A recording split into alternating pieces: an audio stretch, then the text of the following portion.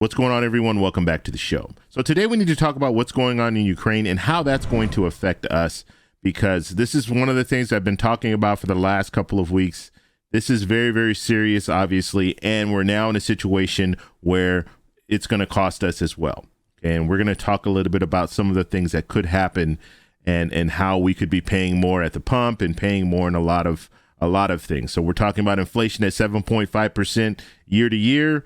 We might be looking at even higher inflation as a result of this conflict that's going on. So we're going to talk a little bit about that. But first off, on this channel, we talk about financial news and what's going on in Washington, D.C. If that sounds like something interesting to you, please subscribe to the channel and hit that little bell notification. That way you'll get notified anytime we put out a video.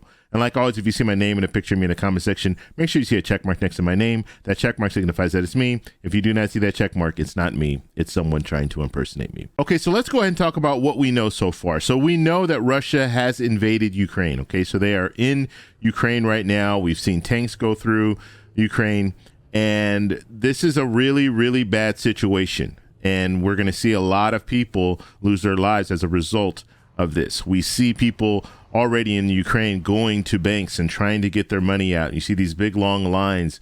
We see the traffic jams because people are trying to leave Ukraine right now.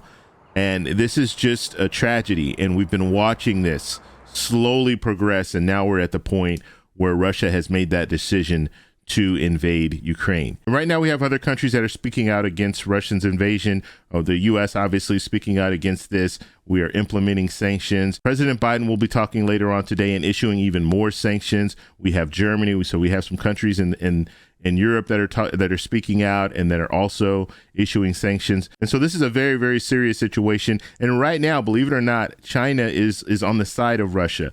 Okay, so I'm not going to say they're backing them completely, but they are on the side of Russia. And so no one knows what's going to happen in the coming weeks and months. But I do want to play this clip. This is the UN ambassador to Ukraine. He's going to be talking directly to the Russian Federation. So I'm going to play that clip. So let's go ahead and take a look at that, and then we'll talk a little bit about that.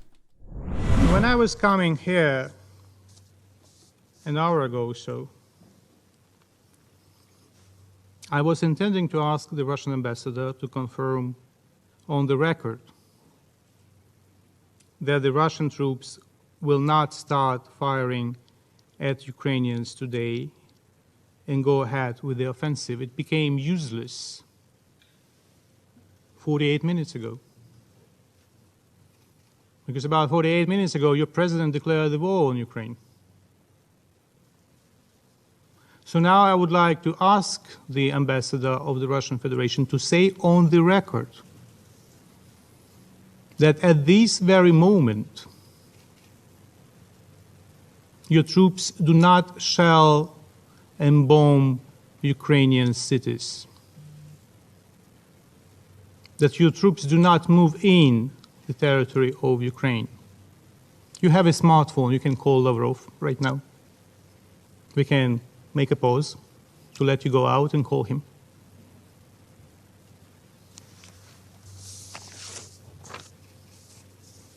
If you are not in a position to give an affirmative answer,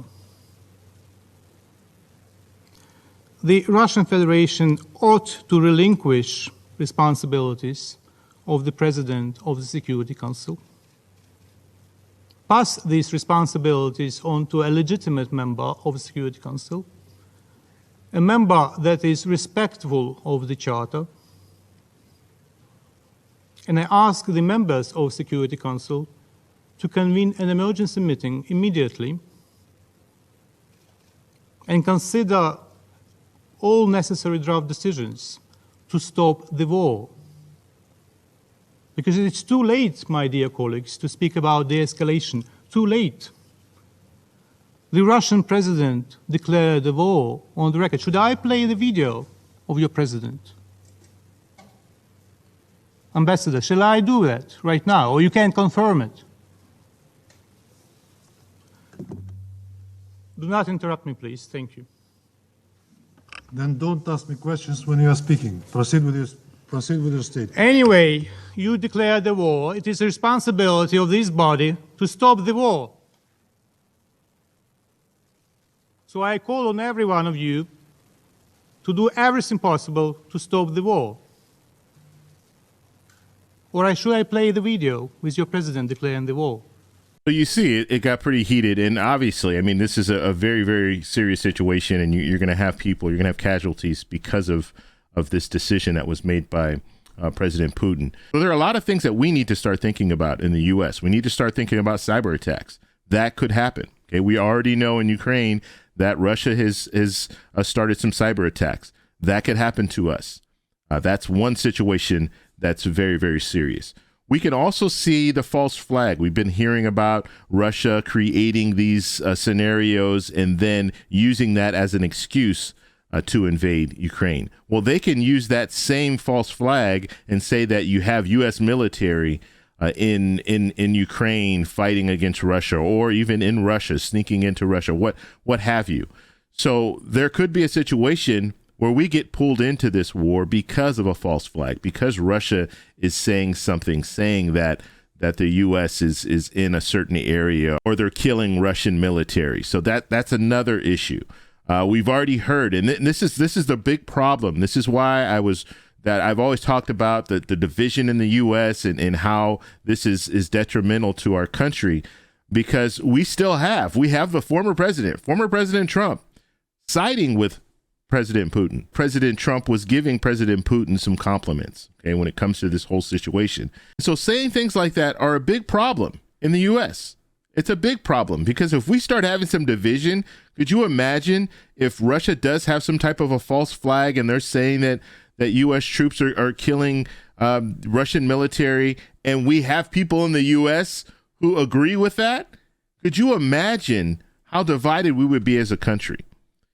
And so the hope is that we're able to stay out of this entirely, and we don't have any type of an effect from cyber attacks or anything like that. I think the cyber attacks are probably going to happen. I think that's baked in the cake. That's one of those things where the Russians already know that we're helping the Ukraine, and that's enough. And they'll start sending out these different cyber attacks. So that's something to be prepared for. Now, another thing that we're going to have to look at is gas prices. We know gas prices are going to go up. And I live in Southern California. Right now, gas is probably about $4.50 to $5. The talk is that in Southern California, it could go up to $6. And it can go up all around the U.S. It's going to go up. And you might think, well, that just means that I have to pay a little bit more in gas, and that's a problem. I don't want to have to pay more in gas. But if that's all, then that's okay. But the reality is, when gas prices go up, everything goes up. Because in order to get those products to the grocery stores and the products to the stores where we go and purchase them, it's going to cost more to get it there. The delivery cost will go up. Delivery cost goes up. Guess what? The product price goes up. And so this is one of those things where this is the last thing that we needed right now. Not to mention, you have the Biden administration, along with Congress, trying to get together and figure out these different proposals and create this different legislation. All that stuff's on hold now. We're not going to see any movement when it comes to any type of legislation right now. The only movement that we'll see when it comes to legislation is more sanctions or a different option. Because once we run out of sanctions, I mean, President Biden will be speaking later today, and the talk is that we're going to impose all of the sanctions. And so we'll have nothing left. And then once all the sanctions are imposed, then what happens then? Will Putin continue to move into Ukraine? Will he continue to move into some other countries, some of the neighboring countries? So this is a huge situation. This is a huge problem that we're dealing with right now. So I want to show you some of the headlines that are out there right now. So let's talk a little bit about the headlines. So Putin wants revenge, not just on Ukraine, but on the U.S. and its allies. Okay, so this is very, very important, right? Right now, we know that Putin he wants revenge, and he's using Ukraine, but will he go out to some of these other countries as well? Will he attack the U.S.? Will he attack countries in the EU? We do not know that. And this is a headline in the Associated Press. Live updates, Macron vows no weakness in reply to Russia. Washington Post headline, Russia launches Ukraine attacks, Biden vows consequences. The New York Times headline, Putin's forces attack Ukraine. So you can see with just the headlines that I read that everyone in the world is taking this very, very serious. And so this is, I don't know where we're going to go from here. I'm going to follow this story. Okay. Like I said, when it comes to legislation, we'll still talk about legislation if we have politicians out there talking about different proposals, but we need to focus on this story because this is going to hit our pocketbooks. This is when you go get gas later on today, gas is going to be more expensive. And that's the reality. How high is it going to go? I don't know. How long is this conflict going to last? That's what we need to look at. And so, like I said, I'll be doing updates every day. We'll be talking about this. We'll be talking about some other stuff that's going on in Congress if they're talking about anything else. But right now, we really need to focus on this. We need to pray for those people in Ukraine. So I want to know what you guys think about this. So let me know down below. We're going to continue to follow this, and I'll be putting out updates every day. So please consider subscribing to the channel. If you like this video, please give me a thumbs up. Pray for peace, and I'll talk to you in the next one.